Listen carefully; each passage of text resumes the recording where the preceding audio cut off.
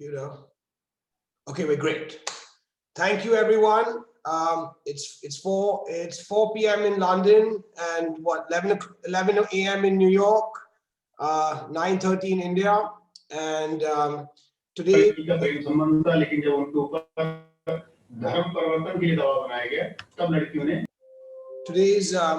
Today's discussion is about the bridal industry. We have two great speakers who've given us the time to come and share their thoughts. So we have Lotus Threads, Mr. Nasser Moktar from New York, and we have Dina Udupa from London, who are going to be sharing their thoughts and insights in the industry. Please, everyone, this is a very casual talk. Everyone can interrupt. There's no formalities. Feel free to connect with each other. The main concept of our events are for people to interact, grow their business, make new connections, and obviously enhance their business. And that's what we want out of this, you know? So maybe we could start with Dina. How are you doing today? I'm good, thank you. Thank you very much. And Mr. Nasser, you're doing well? Hi, thank you very much. I'm waiting for my partner to join me. She's running late, but she'll be here. Okay, great. No worries. So, Dina, Dina's, I think it'd be great to start by talking about your brand.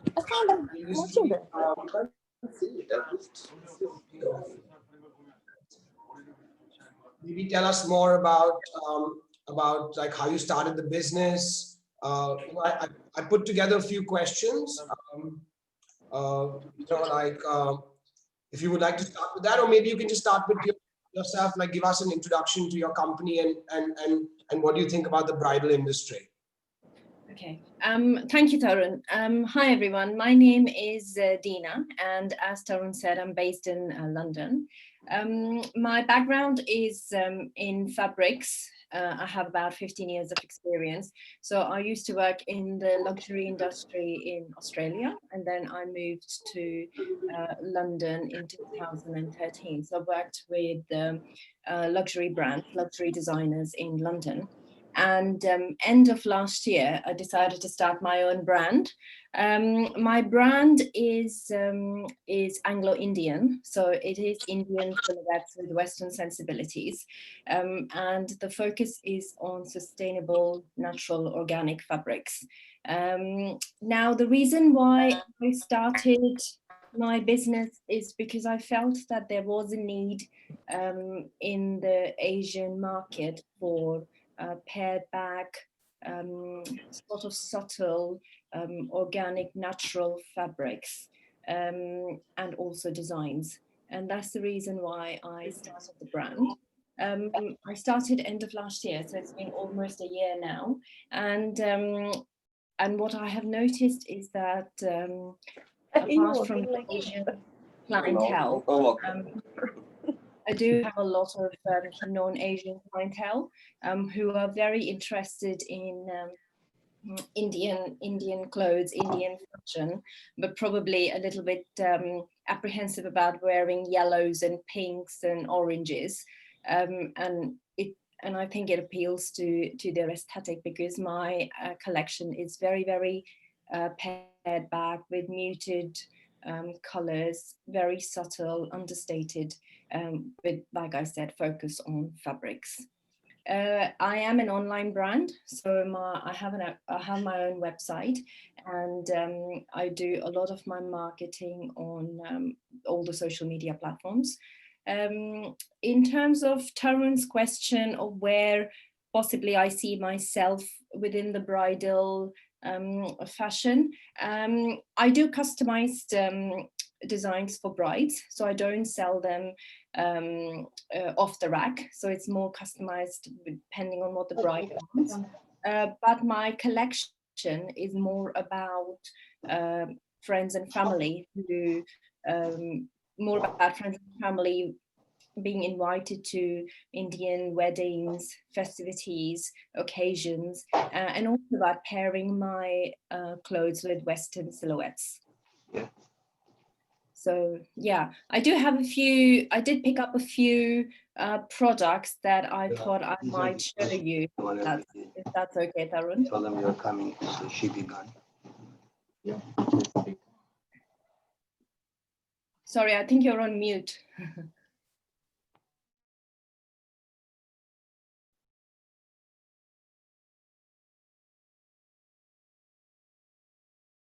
I think you're still on mute, Tarun.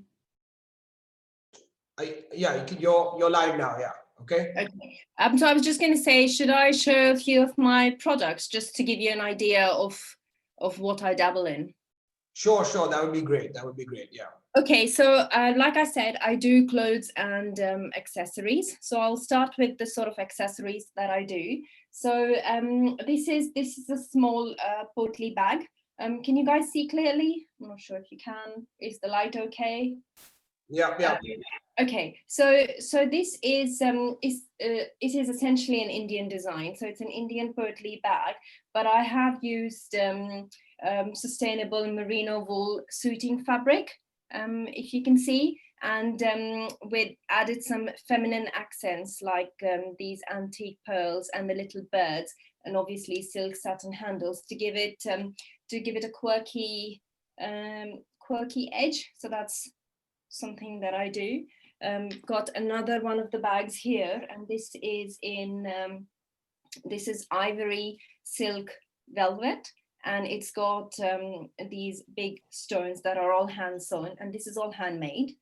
And then I've got another one which is again in silk velvet, and it's got these appliques which are hand sewn. So there you go. That's some of the bags I do. I also have some scarves that I do, and again, it's in velvet, so that is silk velvet, and it's got hand sewn appliques all around it. So that's a scarf. I've got another one which is again in silk, and it's got a dotting of antique pearls. So that's the fabric. It's a textured fabric. It's very similar to raw silk. There you go. And it's got a dichrome of 2 colors, which is ivory and gold. And just at the end, there are these pearls. Again, they're all hand sewn. So that's some of the accessories. I also do some clothing, so I'll just show you that as well. Again, this is all in silk. So this is silk velvet, all of that ivory, and it's got these different elements that are just hand sewn on it. So I've got different buttons, appliques, stones, bird appliques, mirror work. It's got a racer back neckline, front and back, and again at the back as well, it's got the same dotting of different appliques. It comes with ivory silk satin trousers and the scarf, which is 50% organic cotton and 50% silk, and it's got embroidery, hand embroidery, gold hand embroidery all over. So where do you manufacture your collection? India. Okay, you do them in India. Yeah. So it's quite so again, like it is Indian clothing, but it is very, very, very minimalistic and very, very pared back. And then this is another option of a lehenga that I do. So again, this is in the same fabric as the bag. This is in merino wool. It's men's suiting fabric, which I have played with different nuances to make it quite a bit feminine. So there you go. And that's the bag. So that's the blouse. This is the lehenga skirt. So that's the skirt. So it's got juxtaposition of 2 fabrics. This is all tulle, and it's got appliques hand sewn on it again. And the other side is all merino wool. Okay, just to like understand something more. Yeah. What now? Just a few questions that I'm going to ask you, and then I'm going to move to Nasser in New York, and then I'm going to come back to you as well. Okay? Yeah, of course. So, what role do you think social media plays in the bridal fashion world today? I can only talk from my experience. And I think social media is the way forward these days, because I get a lot of inquiries, a lot of sales on social media. So I think it's the most important channel for me at the moment. And I think that's the way it's going forward as well. Okay, and how does your brand approach social media? What do you mean? As in? Like what are the channels that you use, and what are the ways that you market? Any kind of advice specifically talking about the bridal industry? I do quite a bit actually. So the major channels, obviously, which is Instagram, Facebook, and Pinterest. I'm also quite active on LinkedIn. And the other thing that I do specifically for my website is search engine optimization. So therein I write a lot on my website, and I also write for a lot of other bridal and fashion magazines, both in the UK and in the US. And that really helps putting my brand out there, creating brand awareness, and in turn leads to inquiries and sales. Great. I'm just gonna shoot at Nasser right now. Nasser, how are you doing?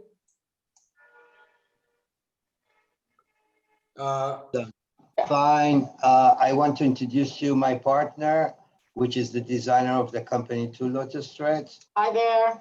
Hi. Yeah. Okay, so you want to introduce the line to them? Sure. Lotus Threads is, we're a non-traditional bridal. We cater more to just the way brides are getting married today, which is more destination weddings, more simpler weddings, outdoor weddings. We cater a lot to second marriages. And our vision really is to, cater to that bride, but also make a dress that can be part of the sustainability, so that it can, a lot of our brides will cut it after and make it a cocktail dress and wear for their anniversaries. We also make our dresses from recycled trims and beads, and our fabrics, we make sure are dyed in a very specific way that does not damage the environment. And just to ask you one question that I want to ask, which is a good question that somebody sent us today, was what about budget high street stores? Do you find them to be your competition, or is that something that how would you differentiate yourself? We find it actually, it's a very good, healthy competition for us. If anything, the bride that's shopping at some of those very high entry boutiques, they will still shop there, but they end up a lot of times buying dresses from us, whether it's a change into dress or they're having several celebrations, so they want to maybe not spend as much for that second dress. We seem to really fit into that without compromising design and just the taste level at those prices. So tell us more about how you want brides to feel when wearing one of your designs. I want them to feel comfortable, so I make sure all of our dresses are made with fabrics that are comfortable to move in.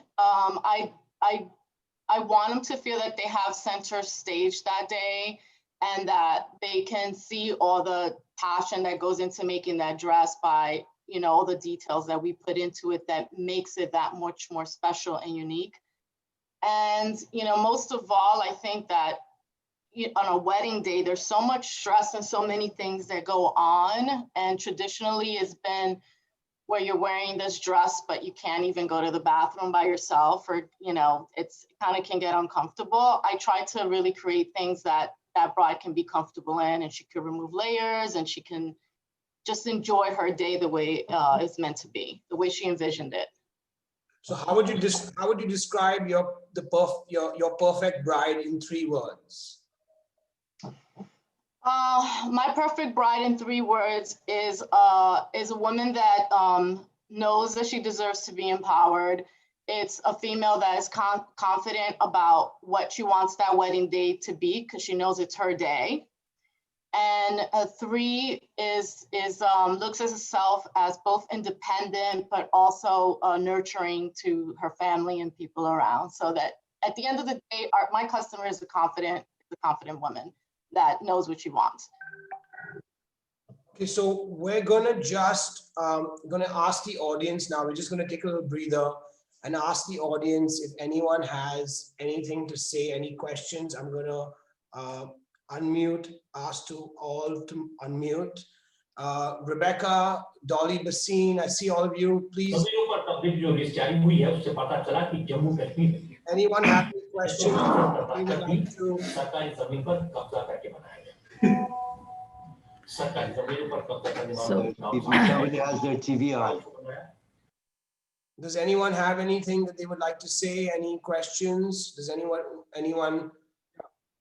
Can I speak something? Can I talk to you about something? Of course, please. Yeah, I'm Khalek from Bangladesh. I'm a manufacturer of garments wear. Basically, we have a production unit about the 220 machines of knit product. We are producing here all kinds of tee, polo, sweatshirts, jegging, all kinds of knitted item. And as well as we have a sourcing houses here in Dhaka. Through the sourcing houses, we are sourcing lots of product like denim, like shirts, casual shirts, and the shirts also. So we are working with some good buyers and France and Poland and Sweden. That's great stuff. But this event is very focused on the bridal industry. Is there anything that you do which is connected to the bridal industry, embroidery, fabrics? No, sir. I'm really sorry. I have no good connection with that. But we are doing the casual wears as well. No problem, because next week we have an event which is concentrated on apparel manufacturing, in which you can definitely talk about your production and everything. But does anyone else would like to say or ask the speakers any questions? So, hi Tarun. Yeah, this is Gautam from Shades of India. Can you hear me? Yes. How are you?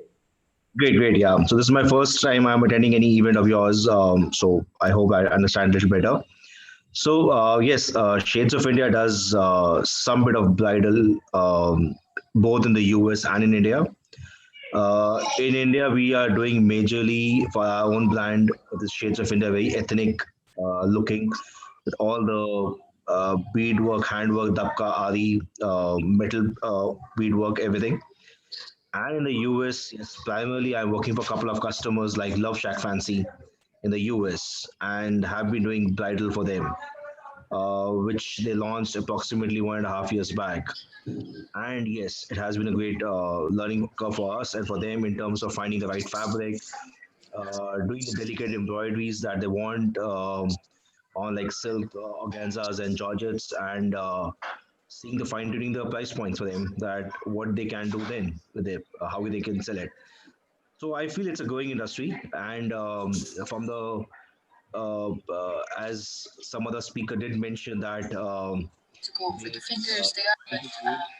trying to use something which is usable not just for bridal but afterwards some customer can wear it, can do it. So yes, that's the focus over there also, that naming it a bridal, but yet way that it could be used more often than just being a bridal wear. In India, it's a challenge, you know. We know India, Indian wedding. So what you do in India, bridal, it goes in your suitcases for lifelong. No one wears them later on. But yeah, that's the kind of bridal work we do in both ends. I'm gonna go back to our speakers. Um, back to you, Nasser. Can you can you tell us more? I'm just going to mute everyone. Just get the speakers back. Ask to unmute. Yeah. Okay, great. So Nasser, can you hear me? Yeah. Yes.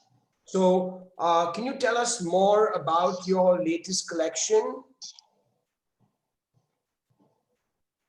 Our latest collection is on the website we have, which is 2021.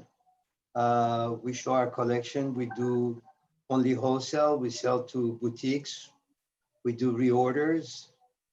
Are you asking more about the design or about? No, just some idea. And more than anything, we're very like fashionably, and we're based in London. So we want to know, like, what is your relationship with the UK bridal market? That's one of the main questions that I was getting at. You know, what is your connection with the UK market? What are you selling to stores? What is something that you're looking at expanding? Maybe you can give us some more info on that. Well, we did start doing the London bridal market a couple years ago, and that went really well. Even in Barcelona, where we've done shows, we tend to pick up UK clientele. It's just, I think the last few years with the whole BRICS thing, and now this year with the COVID and the shipping, it's sort of fallen on the back burner, where we've been more focused on our US territory.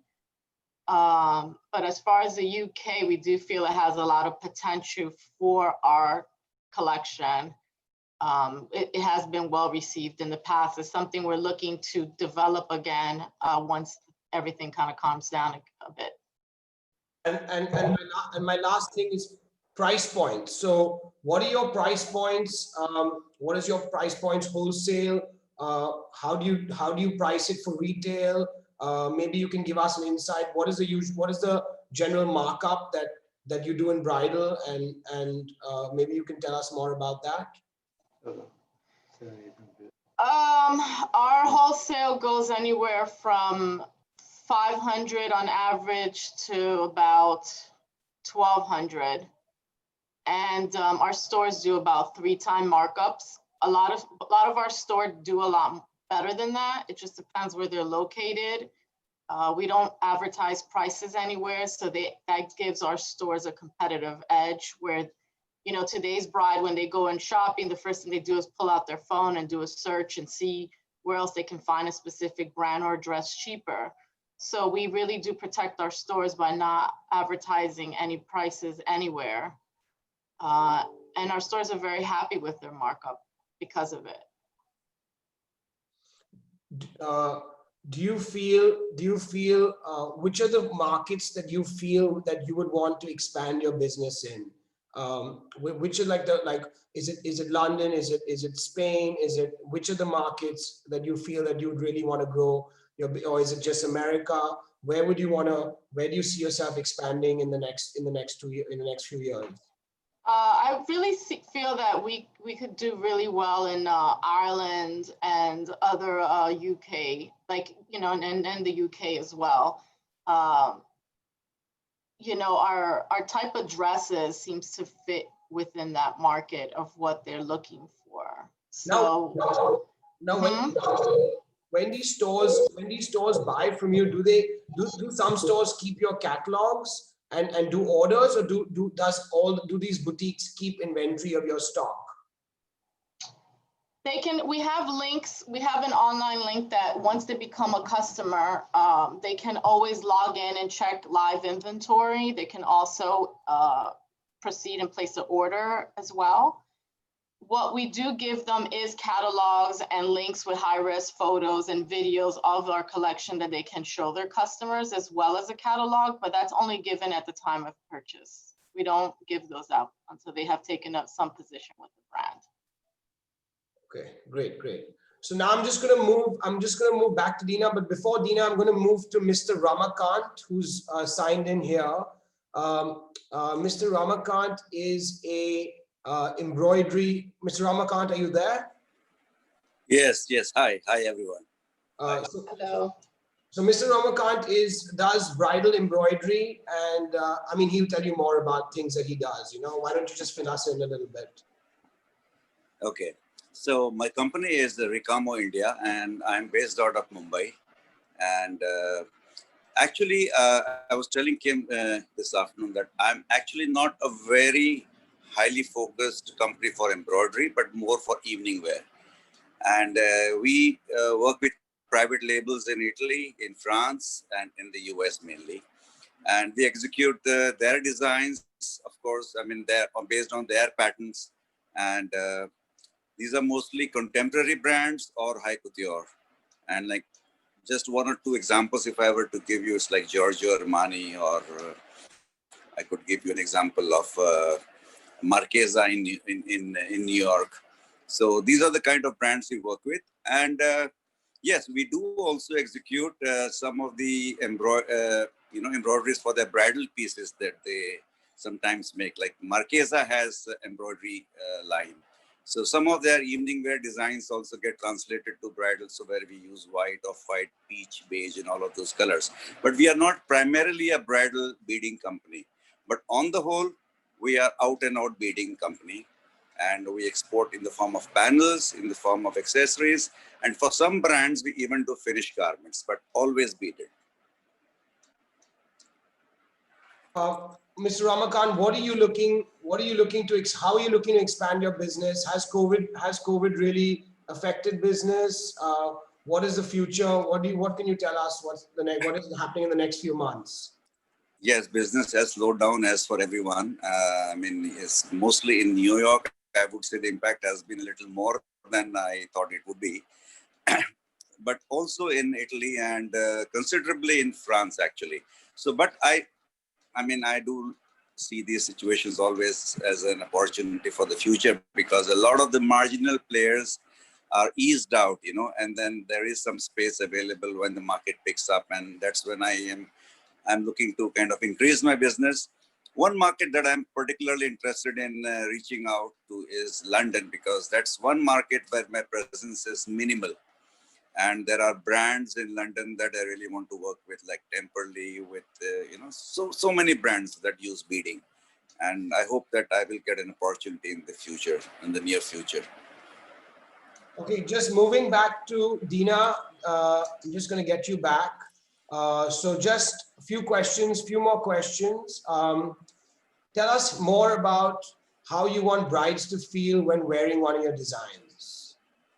I think my designs are quite left of center. So the bride would have to be quite confident, cultured, and global in her outlook to wear my designs. And how would I like her to feel on the day? Confident and happy with her choice, with what she's wearing, and just comfortable in what she's wearing. Because I think as beautiful as the clothes we all design, at the end of the day, it is the person wearing it and how they wear it. So, and confidence plays a huge role in that. So that's what I want her to feel. So since you're primarily based in the UK, would you say that's your only market, or do you sell to other markets as well? Well, I started off with concentrating only to the UK and Europe market, obviously, because I'm based here. But my experience in the past 10 months has been that I'd say about 60% of my clientele is from the US. So that is something then makes me think that I do need to focus on those markets. Nasser, that's what I've been hearing a lot from everybody. Everybody that I speak to, they only say one thing. They say they want to get into the US market, you know? US market is tough. There's not a lot of flexibility with deadlines and things like that. And then there's such a it's very price competitive because there's so many brands competing within the same category. But everybody's welcome. But everyone's welcome, as they say. And, if you can make it here, you can make it anywhere. I don't think I am specifically looking to go there, but then if I do have a huge clientele or huge amount of people coming to me from there, I'm happy with that. but it's Why not not? something that I Definitely. specifically intend to pursue, because I want to pursue in the UK and in the Europe, obviously. You should follow USA But too to as say well. yes to Why all not? clients. Sorry? I say you should definitely follow USA too. Why not? Yeah, exactly. I mean, I'm open to wherever I get the money from, really. Bravo. They're like a true businesswoman. So we have quite an interesting comment right now from L Bridal. They're looking for a custom bridal company converting ready-to-wear bridal. I'm currently looking for a manufacturer, preferably in the US, but open to other countries. I'm always looking to source high quality fabrics. So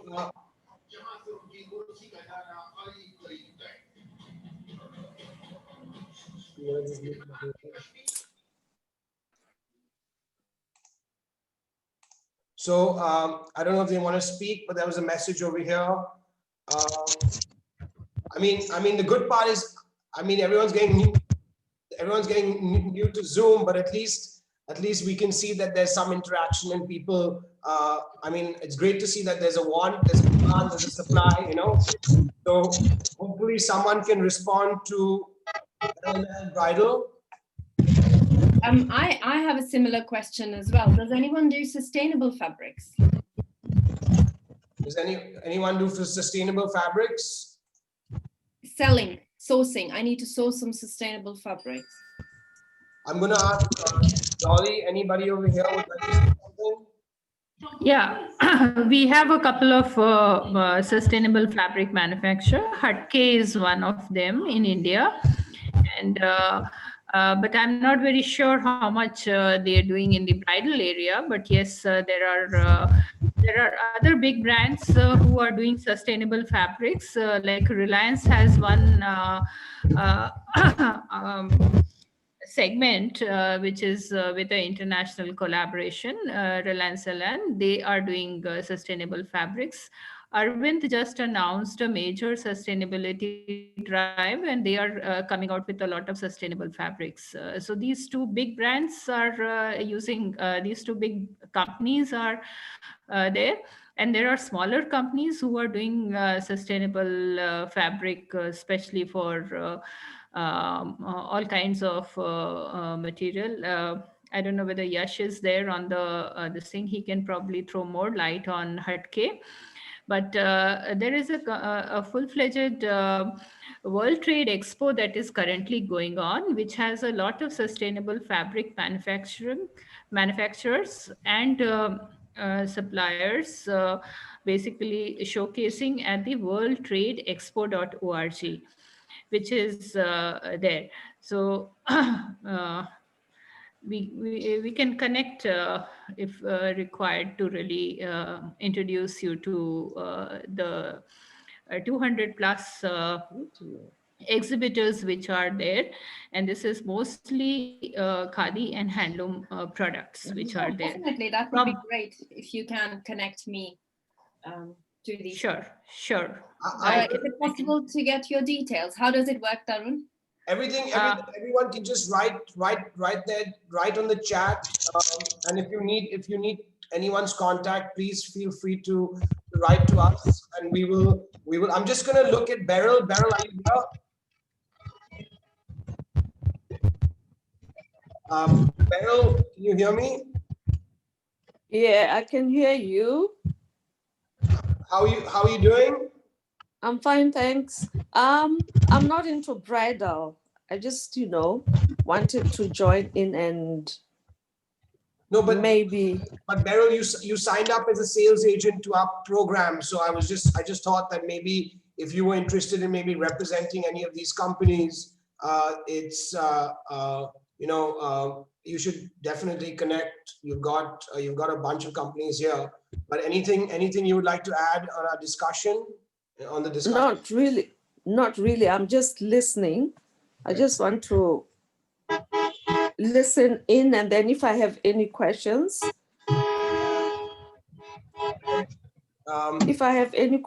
I'll ask. Sure. Hi. just moving back to Nasser. So Nasser, anything else that you can tell us? Any advice? Maybe show us some pieces, give us some more advice about and anything that you're looking for, so we can get you more contacts and help you whichever way Fashionablyin can.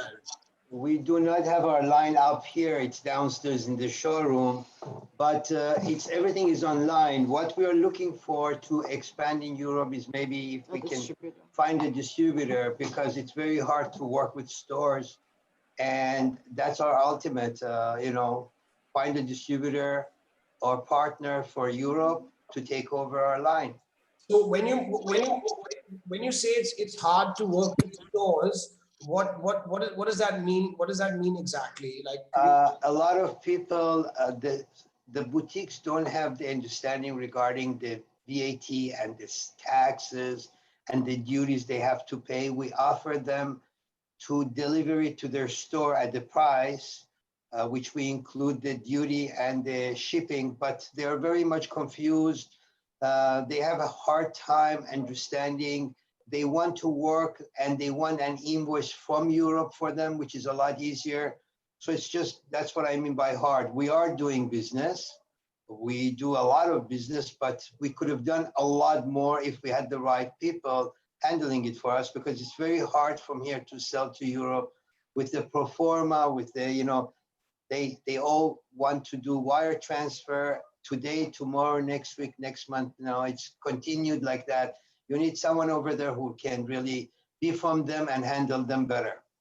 So when you mean distributor, do you mean someone who buys stock from you at a discounted price and then distributes it? Or I mean, how would we can skin a cat different ways. We are open to discussion. We can partner up or just have someone like a rep. If we are looking for someone experienced, we don't want someone who just gets into the business. We need someone who has the experience, and if they do, we can both be successful together. Right, perhaps has the relationships already with stores. Yeah, absolutely. Like over here, we have reps, representatives that have our line, and they travel and they go to stores and they show our line. It brings a lot of business for us that way. And how does it work with the reps? Do you give them a fixed fee and commissions, or is it only commission based? No, it's only commission. All the reps here are only on commission. We have and they have territories. Okay, and what is the average commission that you give a rep? So I mean that's 10%. 10%. Okay, so approximately 10%. Yeah. And what are your price points? It's average $700-800 wholesale. So is it high end? Bridge. Yes. It's in the middle. But our quality is very high. We do very high quality. And the volumes? I'm sorry? The volumes, like how many per order? Do you have minimum? Yes. It varies. It just, you're talking about volume, like how many dresses we ship a season? We can handle, we do a lot of private label. We can handle any quantity. No, I think say what is the minimum? Yes, minimum, yes, there is a minimum, depending what it is, yes. Mm-hmm. Something can be 5 pieces, something can be 25 pieces, depends what it is. Mm-hmm. Sorry, I came late. Do you have a catalog or a lookbook of your designs? So on our website, lotusthreads.com, there's high-res photos and videos that you can see of the collection. Oh, right. Okay. Yeah. Okay, thank you. You're welcome. So does anybody else want to add something, some insights? I mean, this is a time that we all discuss and talk. I mean, we have Marina here. Marina from Italy. Would you like to speak or give your thoughts? Hi. This is Shiraz. I would like to invest my some discussions. Can I? Of course. Please go ahead.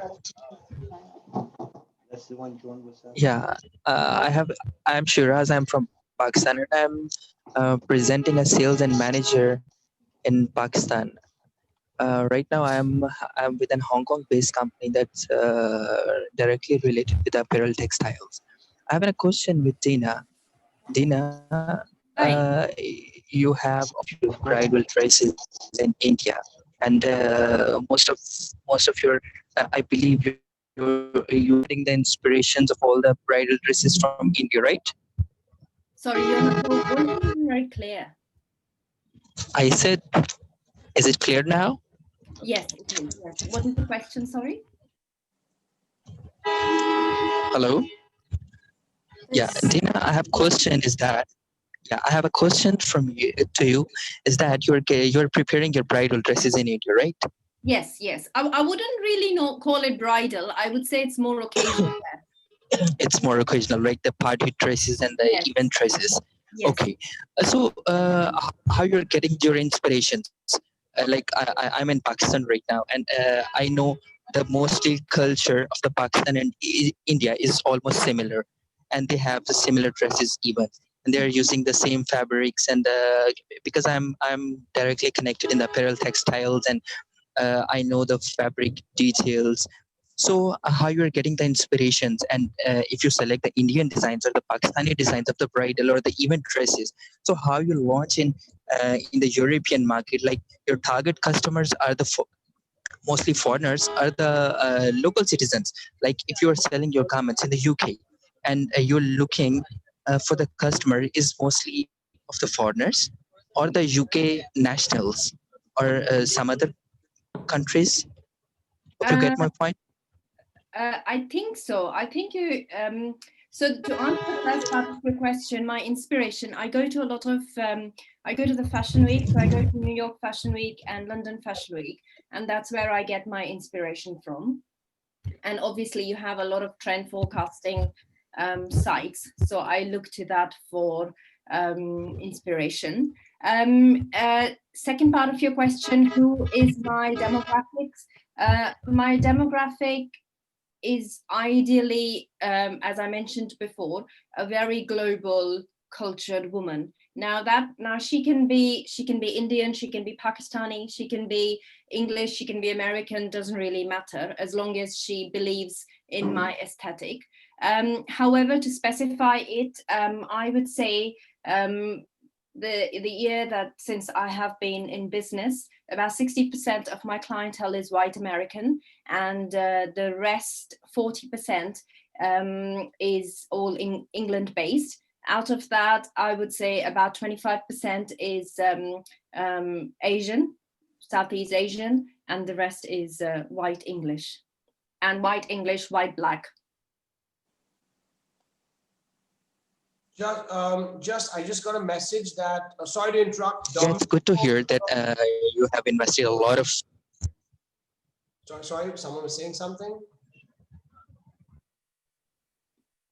Yeah, I really appreciate it, Dina, for your answer, and thank you. Thank you. So we have Domenico from Italy sent a message that he wanted to speak.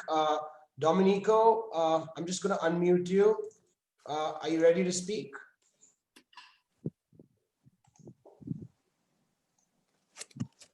Ask to unmute. Or Marina, would you like to speak? Okay, I don't think that's happening. Okay, great. Anything, Rebecca? Would you like to say some words?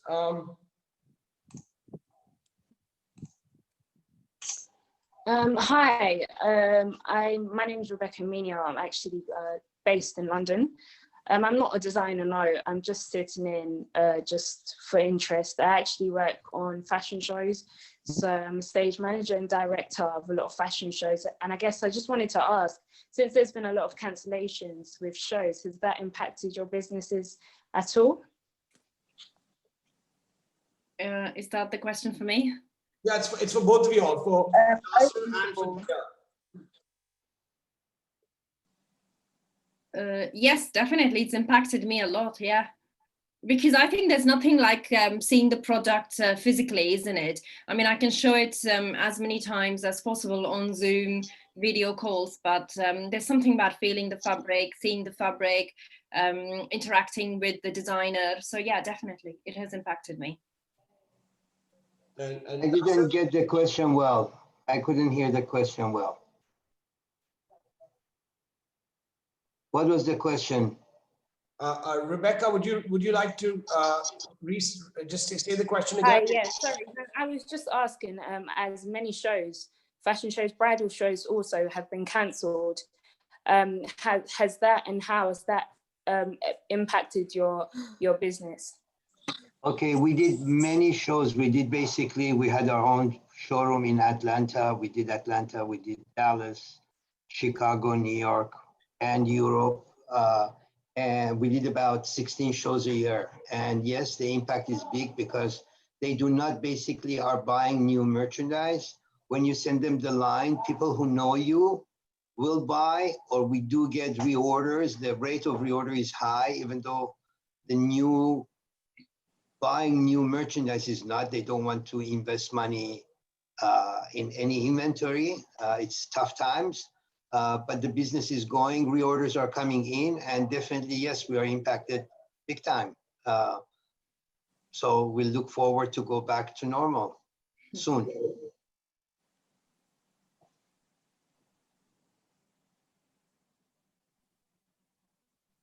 Thanks, Tarun. So I'd also like to respond to this, Rebecca. See, one of the things that I do is I'm a fashion tech expert, and I'm trying to really look at how the impact can be negated by using technology. And one of the things that I just mentioned, that we are doing World Trade Expo for promoting the sustainable fabric and sustainable fashion. Also, I'm doing a hackathon and a boot camp related to the fashion tech. And so we had just inaugurated the hackathon earlier this week, and we are going to conclude it by next week. And the amount of interest that it has had in terms of being able to reach out to international audience is so great. Just to share with you, the Startup Bootcamp Milan, the director is coming for the final jury. And the inaugural was done by one of the fashion tech experts from the Netherlands. So the point what I'm trying to make is that technology can allow you a lot of a real world kind of experience. It can't be, of course, real world, but there is statistics to prove that the conversion rate in a fashion tech event, or a fashion tech technology enabled event, actually increases the rate of conversion to almost 30%. That's the kind of possibility. Of course, you have to really work on the technology front to really develop the right kind of offering for the fashion show. And there are a couple of companies from India which are doing that. And we are trying to showcase them, and we are trying to enable that the can really start adopting the digital technologies and also the sustainable technology. So we're working on the intersection of the two and trying to really bring together people who are experts in certain aspects, how they can adopt technology, especially for the business purpose. How can we really increase the business footfall? And my research shows that there is a much higher value that gets generated if you use technology, because once you develop the technology, you can reuse it multiple times. And also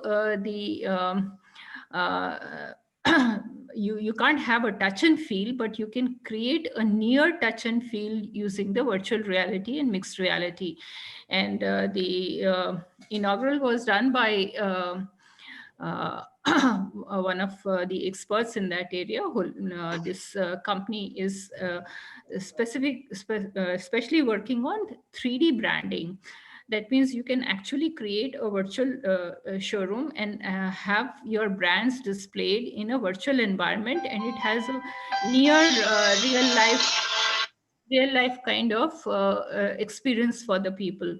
So I can share some of these things on the chat window. I'll just share some of the links for people to really see what is happening in the world in the fashion tech area, and how brands are actually taking the advantage of the technology enabled fashion shows, technology enabled in-store displays, as well as trying to create virtual reality based buying and fittings for the what you call virtual trial room. Great, great. I just have a question. I have a question for Elnil Bridal. How are you? Hi. So can you tell us more about where you're from and what you're looking for, please? Yes, I'm from Tennessee in the U.S. and I'm the one who I do custom bridal, and I'm branching out into ready to wear.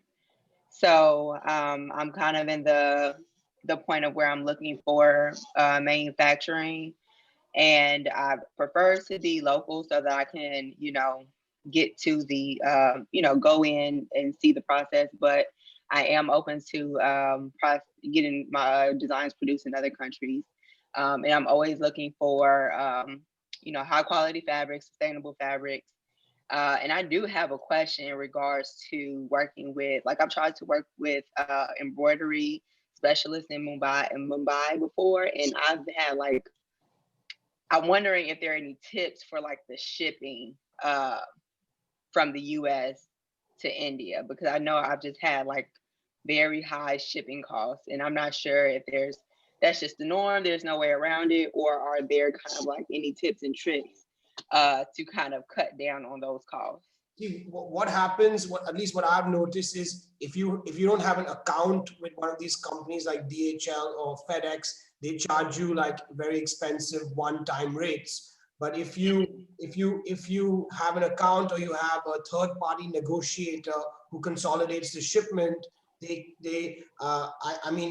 I'm based in London, and we have things coming in from India all the time because I was originally based there. But I've seen that if you have a third-party company, and there's one specifically called Bombino that specializes in India to New York, or India to America. And I'll give you their contact, and it's not that expensive actually. It's not at all that expensive. You can easily absorb that cost in the price of your garments. Does anyone else want to add something? Anyone else has any thoughts or any ideas? Tarun, I have a question. The question is for Ramakant, the gentleman who was talking about beading earlier. I'm not sure if he's still around. Yeah, I think we scared him away. Did we? But, Okay, but don't worry. I have his contact. He's participated in our shows in London before. So okay. We know him very well. And if you can just tell me, and I can pass it on to him.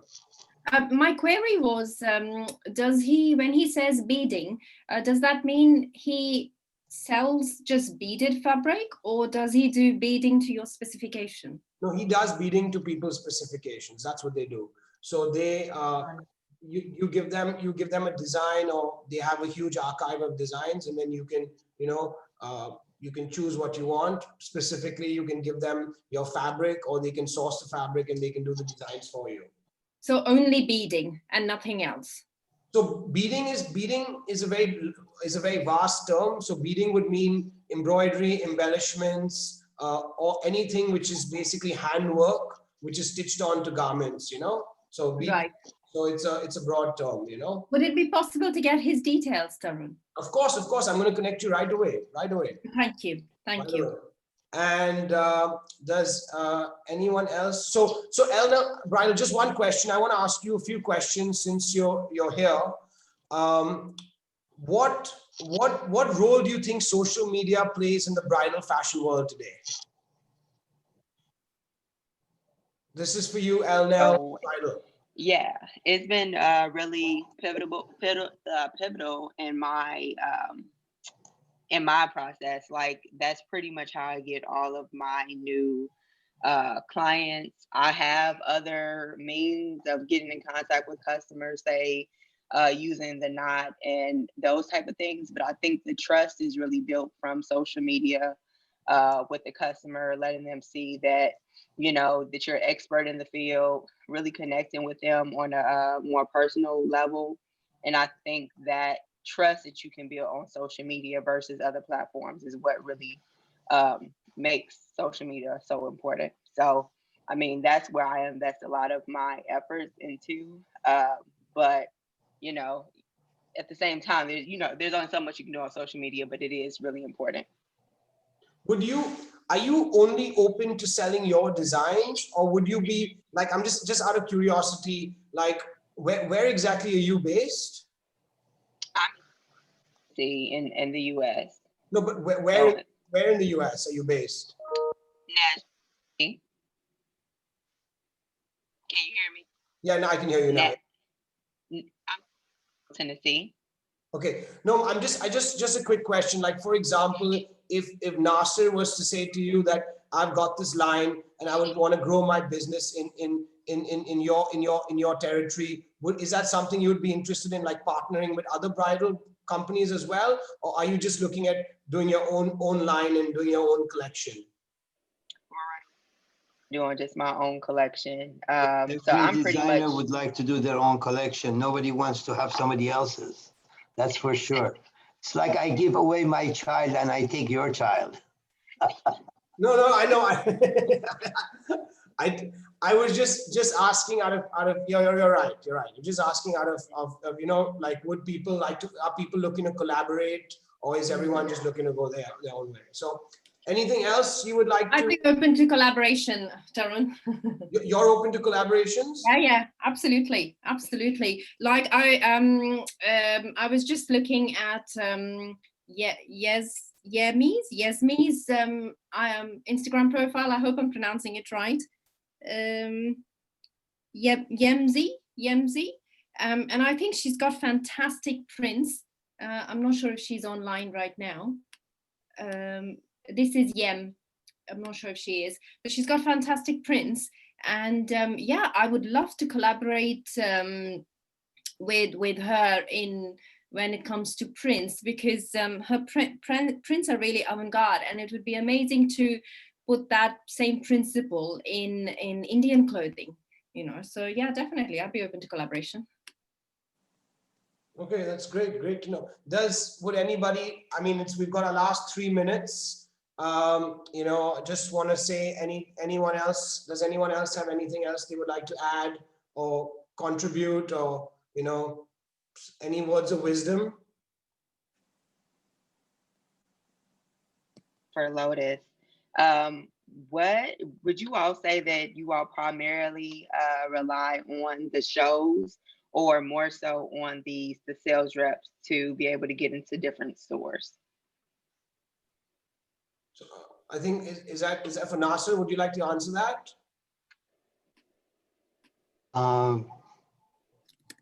I didn't get it, to be honest with you. I thought she's asking the question from you. Can you repeat, please? Elnell Bridal?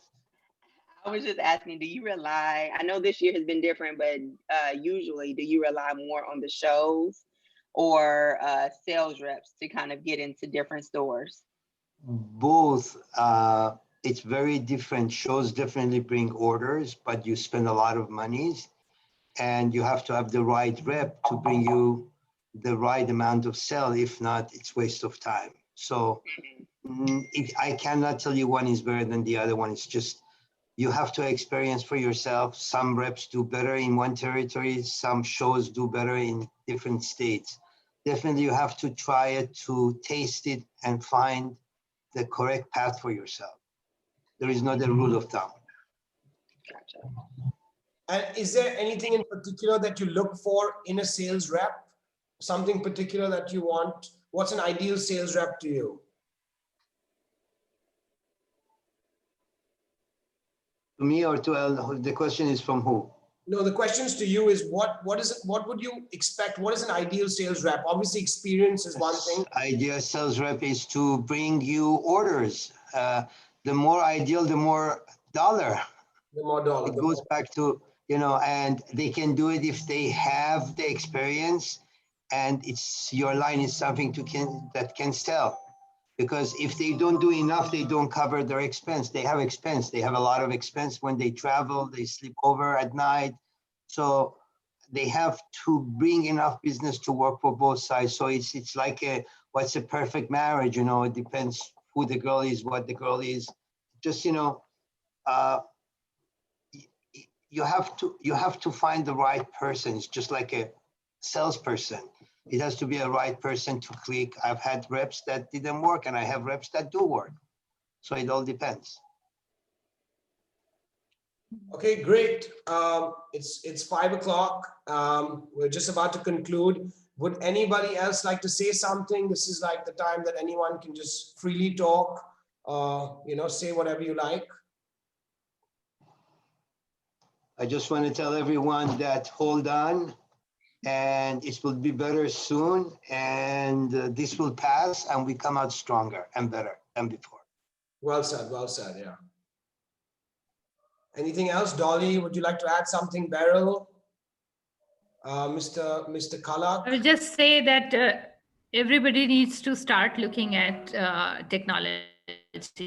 If you really want to remain in business for a long time, technology is going to be the major disruptor after the pandemic, not just during the pandemic, but after the pandemic, because the ones who are taking a leap right now are going to be the winners. So fashion tech is going to be there for a long time, and it's already started disrupting the market.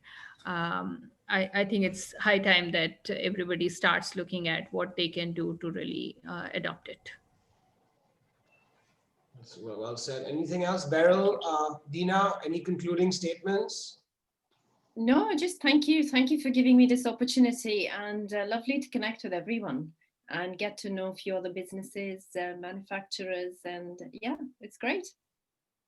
Yeah, thank you, everyone. I mean, it's my first attendance. I'd like to thank to all and to have the opportunity to connect with all of the business persons over the world. Thank you. Okay. Okay, great. Thank you so much. And it was a pleasure. And we're signing off. And our next event is on the 3rd of December, which is focused on apparel manufacturing. That's where Mr.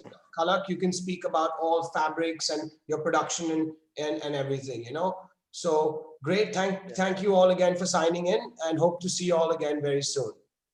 Thank you very much. Thank you. Bye. Thank you. Bye-bye. Bye-bye. Bye-bye. Thank you. Thanks, Salon. Yeah, see you. Bye.